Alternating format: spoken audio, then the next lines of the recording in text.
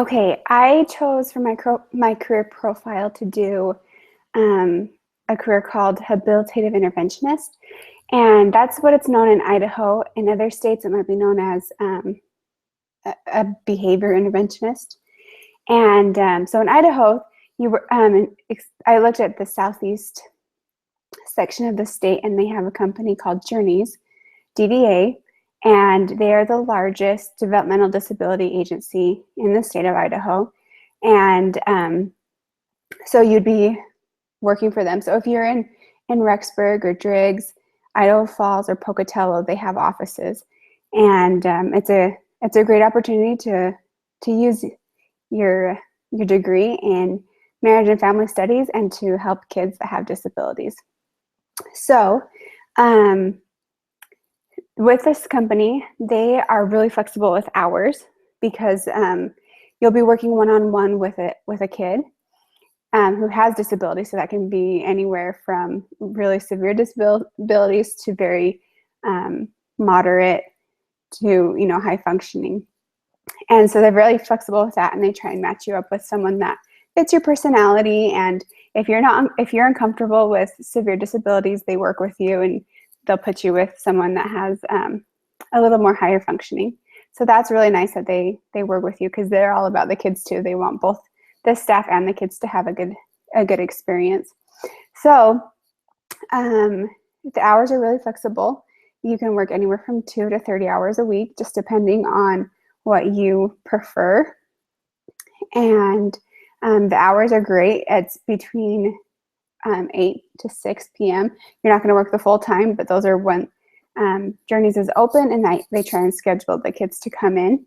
And it's usually Monday through Friday. Sometimes there's an occasional weekend or evening hours, but that's pretty rare. And that's usually just when the kid that you're working with needs to make up some hours.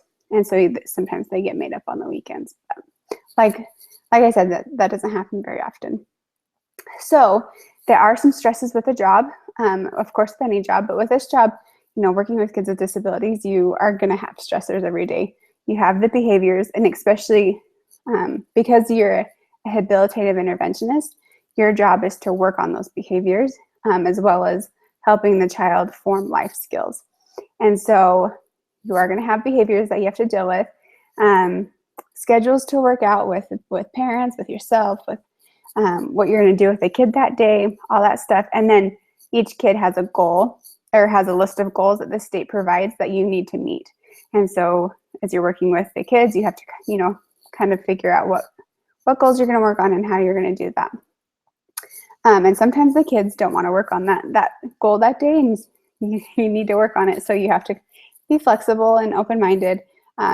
Just like everybody else, these kids have their good and their bad days. And so it's important that you focus on the kid and come into work with a flexible and open mind, being able to adapt to any situation that might be thrown your way. Some other stressors might be communication with the parents. Sometimes you'll drive out to the house to pick up the kid, or the kid will come to the facility for you to pick up, and the parents won't communicate that the kid isn't coming that day or that they're running late. And so sometimes there's those frustrations. Also, this company is funded through Medicaid, and so there's always going to be stresses working with a government-funded agency, because the laws are always changing, regulations are always changing. And so it's important to just be flexible and to really focus on your goal, and that is to help these kids. So Journeys doesn't offer any benefits when it comes to health and retirement or anything like that, but they do have a discount through AFLAC to get supplemental insurance if that's something you're interested in. But for the most part, employees will have to get their own health insurance. Common jobs and tasks. You will be working one-on-one with a child. Sometimes you'll have 3 or 4 kids, but you're working with them at different times. So it's always a one-on-one situation. And like I mentioned before, you are working on behaviors, helping them have better behaviors, and also life skills. So the state, each kid will go to the state, and the state gives them a budget, or yeah, I guess a budget, and then they come up with goals for the kids. And that, I guess that budget, I should say that budget determines the hour, how many hours that kid is going to get. So some kids will get 4 hours of intervention for the whole year, and other kids will have a plethora of of hours. So it just depends on what the state wants, and then they also come up with the goals for the kid. So when you work with the kid, you'll have your goals ahead in front of you, and you'll know what you need to do to work on them. And so it's really important that the staff is very flexible and creative, and is very can adapt to the kid. Learn how the kid learns, and come up with fun ways for the kid to learn these goals, and to be more independent. That's the goal, is to help these kids become more independent. The state is also very they focus very much on community inclusion. And so they want you to include the child in the community as much as possible. And so there's many fun things you can do. Getting them involved in like 4-H or some other, types of clubs, and still working on goals with them while they're being included into the community. And then the state also really wants the habilitative interventionists to go into the homes and work with the families and work with the child in the homes. And so this is a great opportunity for us as family and marriage studies majors to use what we have learned in our college coursework to really apply it to these families and help these families who have kids with disabilities. So in order to become a habilitative interventionist, there are 3 requirements. You have to have a bachelor's degree in any human service field. And you have to have 1 year of paid experience working with children with developmental disabilities.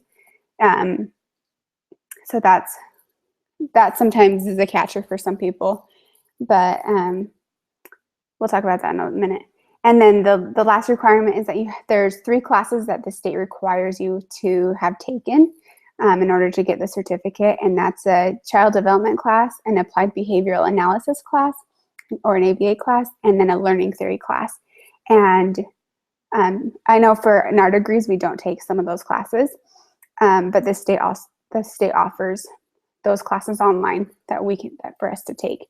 And if you work through Journeys and you sign a 1-year contract, they will be willing to pay for those classes. So that's kind of a nice incentive.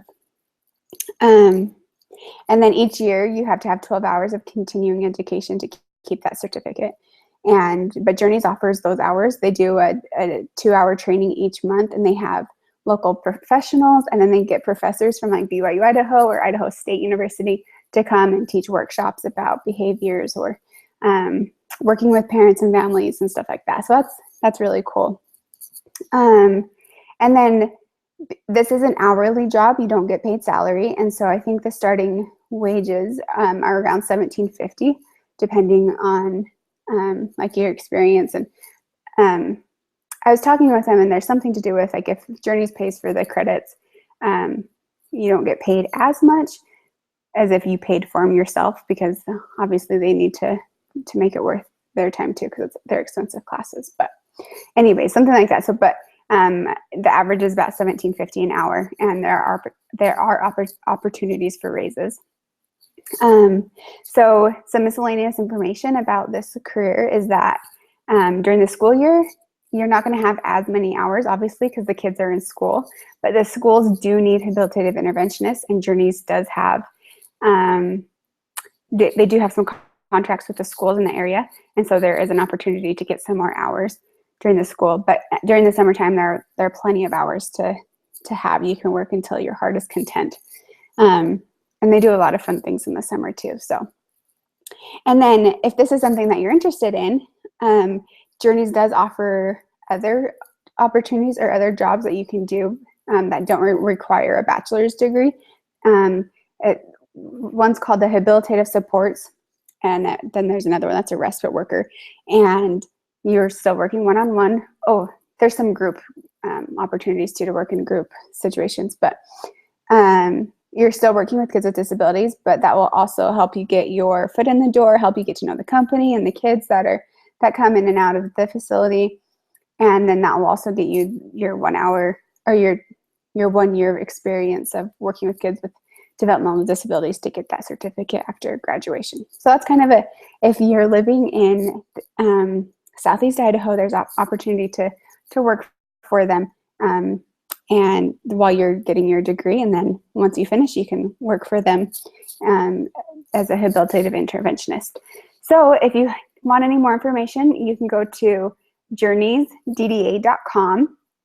And on that website, they have the contact information for all their different offices. So they have offices in Rexburg, Rigby, Idaho Falls, Pocatello, and Driggs. And then so on their website, they will have the address and the phone number for each of those offices. So that's a little bit about habilitative interventionist career.